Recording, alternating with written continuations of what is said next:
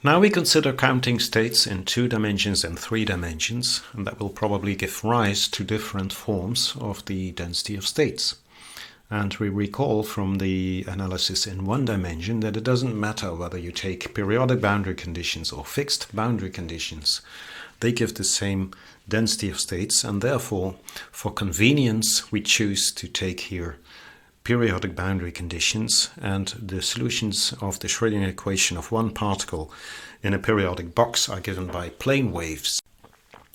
The solution to the one particle Schrödinger equation in a 2-dimensional box is simply found as the product of 2 plane waves, one for the x and one for the y direction, and the wave vectors kj and kl are given by the following. Kj is equal to 2 pi j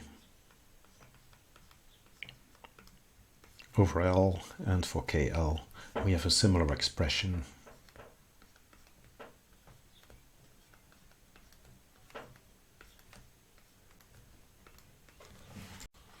Now we assume that we sum over all the quantum states, which means that we sum over all the j and over the l's. And we have a function f which depends on, so let's now immediately put here a kj and a kl. And we can also write that as a sum over a kj and a kl of this f, kj and kl. And from the formula for the kj and the kl's, we know that the delta k in one direction is given by 2 pi over L, just like in the one-dimensional case. Here we have 2 dimensions over which we sum, and so we can rewrite this as an L squared over 2 pi squared. So that's precisely 1 over the delta k squared. And then I multiply this by the sum over kj and kl of f of kj and kl. And I multiply this by the 2-dimensional surface area element, which is delta k squared. And this is the Riemann sum for a 2-dimensional integral, which results then into L squared over 2 pi squared, and then we have an integral over the 2 k directions, so we have a 2-dimensional integral over k. The k's and the kj and the kl both run from minus infinity to plus infinity because we have plane waves, and we sum therefore over all the k's, and f is a function of the kj and the kl, which we write as a vector k. Very often we are only interested in functions f which depend on the length of k only, so then the vector character of k doesn't matter, it's just the length of the vector which enters here. And then we can use polar coordinates in order to evaluate the integral, and we see that in that case the sum over states of f gives L squared over 2 pi squared, and then we have an fk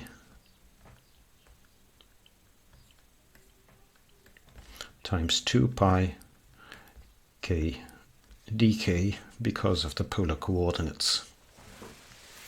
And this is an integral only over the length of k, which runs from 0 to infinity. We then see that the 2 pi here cancels against one of those 2 pi's, and we can therefore rewrite this expression as the somewhat simpler form on the very right. We can then use the dispersion relation, which is the relation between epsilon and k, in order to rewrite this integral as an integral over epsilon. The epsilon for free particles is h squared k squared over 2m, and therefore we can write a d epsilon is h squared k dk over m. And k dk occurs here in the integral, and therefore we can rewrite this readily into the following form. We can write L squared over 2 pi times an integral from 0 to infinity, not over k, but in this case over epsilon. We rewrite the fk as a function of epsilon, so it's a slightly different function again, f epsilon. And then here we have simply an m over h squared, h bar squared. And just as in the one-dimensional case, we can write this as an integral from 0 to infinity of g epsilon times f wiggle epsilon d epsilon, where the g as a function of epsilon is given as m times L squared, but L squared is nothing but the area of the box in 2 dimensions. And here we have 2 pi h bar squared, and we recall that A is nothing but L squared. So this is the density of states in 2 dimensions, and we see that it's constant. Finally, we move to 3D in order to analyze the density of states. And in 3D, also the solutions to the one-particle Schrödinger equation in a 3-dimensional box is given by plane waves for the x, y, and z direction, properly normalized. And just as in the 1 and 2D case, for periodic boundary conditions, which we use throughout, the kj is given by 2 pi j over L. And therefore the delta k, as usual, is the spacing between the 2 subsequent k vectors in one direction. That's 2 pi L, and therefore the volume element in k space is given by delta k to the third, which is 2 pi over L to the third. We can use this in order to write a sum over the kj, kl, and km, all running from minus infinity to plus infinity over this grid with this spacing. And we have a function f, which depends on the components of the wave vector, kj, kl, km. And we can transform that in the same way as we did for 2 dimensions into an integral. This is the volume of the box, L to the third. We have the 2 pi to the third. This factor arises from the delta k to the power 3. And then we have an integral of fk, which is now a vector, k d3k, and we sum over the entire 3D space. We integrate over the 3D space. If f, which is usually the case, is a function of the length of k only, then we can use spherical coordinates in order to write this into the form L to the third 2 pi to the third, and then we have an fk times 4 pi k squared dk. The 4 pi cancels partly against the denominator here, and we can therefore streamline the expression slightly.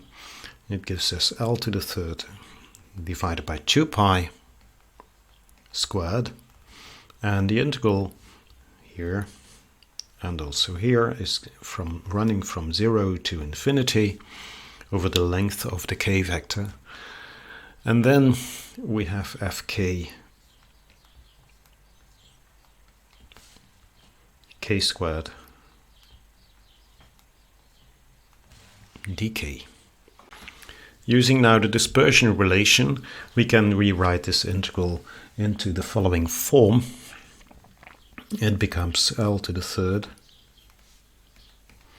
divided by 2 pi squared, and then we have the integral running from 0 to infinity, and we have m over h bar squared.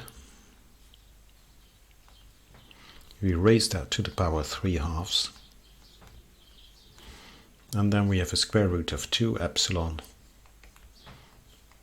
f epsilon with a wiggle, because it's a function of epsilon and not of k anymore, d epsilon, which as usual is written in the form integral from 0 to infinity density of states f wiggle as a function of epsilon, and then a d epsilon. And in this case, the density of states, g epsilon for 3 dimensions, is given by the volume, which is the L to the third. L to the third is obviously the volume of the box, divided by 2 pi squared, m over h bar squared, raised to the power 3/2. And then we have a square root of 2 epsilon. In summary, together with the previous movie, we have found 3 densities of states for 3 different dimensions. For 1 dimension, it goes proportionally to 1 over square root epsilon.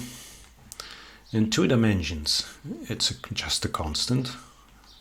And in 3 dimensions, it's proportional to the square root of epsilon. And so you see that for each extra dimension, the power of epsilon in the density of states goes up by 1/2. Now, what if the particles have spin? Then obviously the k does not give us, the sum over k does not give us the sum over all the quantum states, because we also have to sum over the spin. If we have a spin a half particle, that gives us a factor of 2. In general, the g epsilon must be multiplied